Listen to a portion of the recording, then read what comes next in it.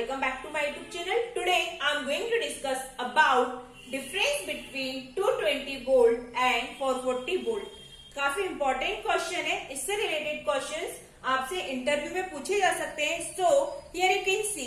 अब हम बात करते हैं हमारे घरों में जो सप्लाई आती है 220 volt mean single phase supply 220 volt हो सकती है या फिर 230 वोल्ट. ओके, अब यहाँ मैं एक स्टार कनेक्शन बनाती हूँ. This is star connection.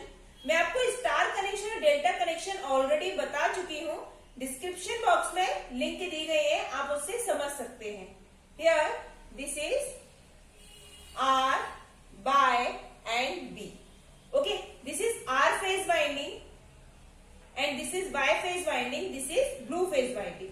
Okay, तीनों वाइंडिंग एक कॉमन पॉइंट से कनेक्ट रहती है जिसे आप क्या बोलते हैं, न्यूट्रल पॉइंट. अब हमारे घरों में जो पावर सप्लाई आती है वो पावर प्लांट में जनरेट होती है. जनरेट होने के बाद जो लो अमाउंट में रहती है उसे स्टेप अप ट्रांसफॉर्मर के द्वारा स्टेप अप किया जाता है एंड ट्रांसमिशन लाइन के द्वारा ट्रांसमिट कर देते हैं. लॉन्ग डिस्टेंस में इसके बाद जो इलेक्ट्रिसिटी के सब स्टेशन होते हैं उसमें आती है. फिर डाउन होने के बाद वो डिस्ट्रीब्यूट की जाती है. जिस एरिया में पावर का डिस्ट्रीब्यूशन करना होता है उससे पहले ट्रांसफॉर्मर लगाते हैं. उसे आप डिस्ट्रीब्यूशन ट्रांसफॉर्मर या स्टेप डाउन ट्रांसफॉर्मर कहते हैं. ओके, स्टेप डाउन ट्रांसफॉर्मर में 2 वाइंडिंग होती है, सभी को पता है. Primary winding and secondary winding. Primary winding and secondary winding. Okay, winding means wire को क्या करना, वायर को गोल गोल घुमाकर लपेटना. This is winding. This is primary winding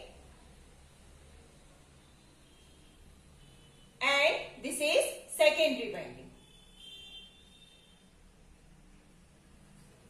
okay, अब आपको पता है जो प्राइमरी वाइंडिंग होती है वो क्या होती है, delta connected. This is primary winding जो आपकी होगी क्या होगी, आपकी डेल्टा कनेक्टेड.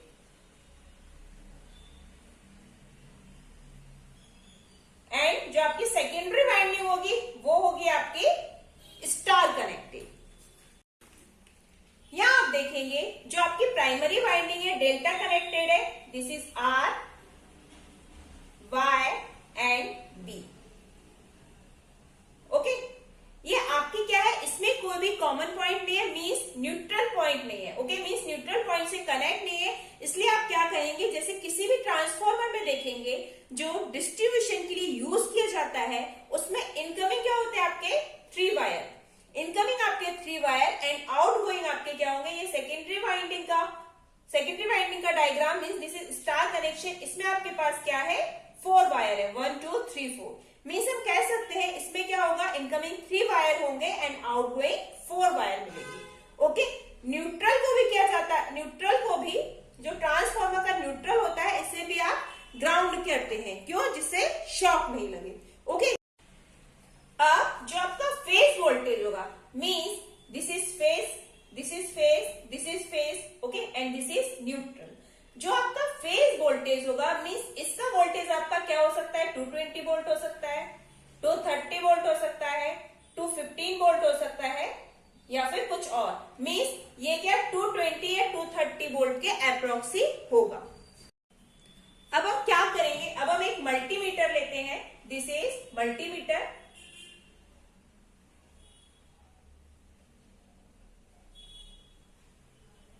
यहां मैं एक लीड आपकी आर फेज से कनेक्ट कर देती हूं एंड 1 लीड न्यूट्रल से कनेक्ट कर देती हूं.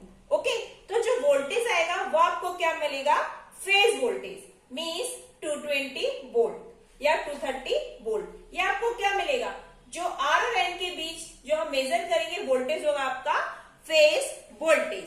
अब यदि मैं एक लीड तो आपकी मल्टीमीटर की आर फेज से कनेक्ट कर देती हूँ और 1 लीड आपकी न्यूट्रल से कनेक्ट ना करके वाई से कनेक्ट कर देते हैं. मीन्स दोनों लीड हम किससे कनेक्ट कर देंगे, फेज टू फेज से कनेक्ट कर देंगे. तो अब आप क्या सोचेंगे, जो हमें वोल्टेज मिलेगा, इस फेज का वोल्टेज है 220 वोल्ट, इस फेज का वोल्टेज है 220 वोल्ट. तो मीन्स आपके अकॉर्डिंग आप सोचेंगे वोल्टेज हमें मिलना चाहिए 440 वोल्ट मिलना चाहिए. कितना मिलना चाहिए 440 वोल्ट? नो, ऐसा नहीं है।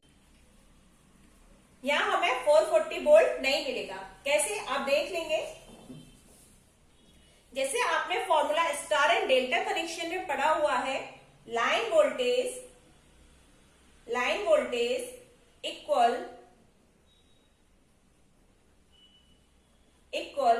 √3 इंटू फेज वोल्टेज।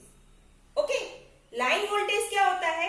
जो मीन्स हम आर एंड वाई के बीच में जो वोल्टेज होगा हमारा VL, ये हमारा क्या होगा? Line voltage. यदि हम सिंपल आर का वोल्टेज निकाल रहे हैं, जो आर एंड एन के बीच होगा, वो होगा हमारा फेज वोल्टेज। अब हमें क्या आर एंड वाई के बीच निकाल रहे हैं, ये हमारा होगा लाइन वोल्टेज। लाइन वोल्टेज का formula √3 into VPH। Okay, put the value 1.73 into आपका फेज वोल्टेज हमने क्या लिखा था? 220 वोल्ट। तो यहां आपको वोल्टेज मिलेगा 381 वोल्ट। ओके, ना कि 440 वोल्ट। तो ऐसा नहीं है कि यदि इसका 220 वोल्ट वोल्टेज है, इसका भी 220 वोल्ट है, तो हमको 440 वोल्ट मिलेगा। ओके, या फिर इंटरव्यू में काफी पूछा जाता है, तो आप इस बात का ध्यान रखिएगा।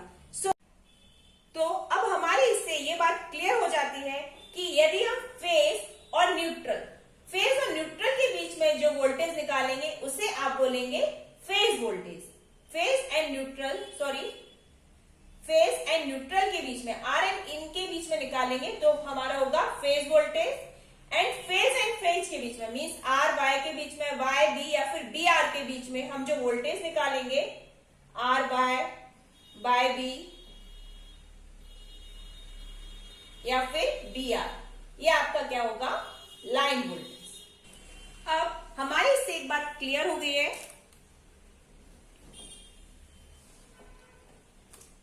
दिस इज आर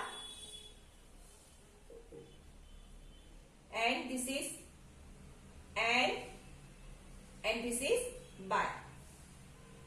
ओके, अब 440 वोल्ट की बात करते हैं। 440 वोल्ट हमारा कब आता है? 440 वोल्ट आपका कब आएगा? जब यदि हमारे फेज का वोल्टेज है 254, इस फेज का वोल्टेज है 254 वोल्ट एंड इस फेज का वोल्टेज है 254 वोल्ट। अब घरों में यदि 254 वोल्ट होगा, इससे हम मेजर कर लेंगे VL equal √3 into 254 volt equal, put the value 1.73 into 254। Okay, you will get 440 volt. This is line voltage. VL equal 440 volt.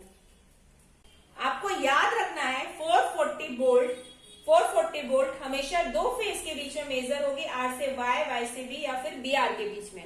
Okay, 3 phase के बीच में कभी नहीं, मीन्स आर बाय बी इस टाइप से नहीं होगी। ये भी आपसे काफी पूछा जाता है। अब यदि इंटरव्यू में पूछा जाता है, आप सिंपल सी डेफिनेशन भी दे सकते हैं।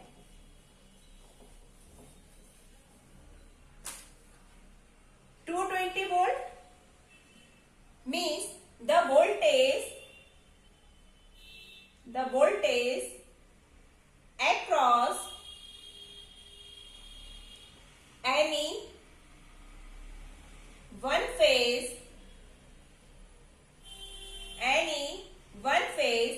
and neutral is called 220 volt. Okay, कैसे होगा आपको समझ में आ गया होगा। एंड 440 वोल्ट आपका कब होगा?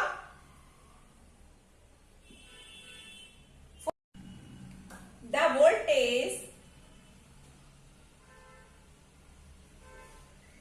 across the 3 phase is 440 volt. Okay, because we check the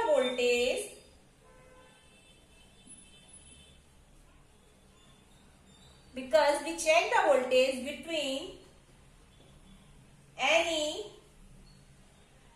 two phase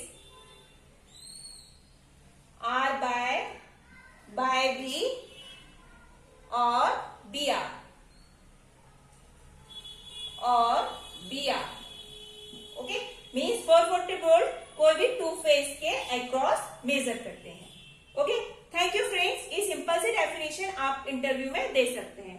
so thank you friends. If you have any problem you can leave comments.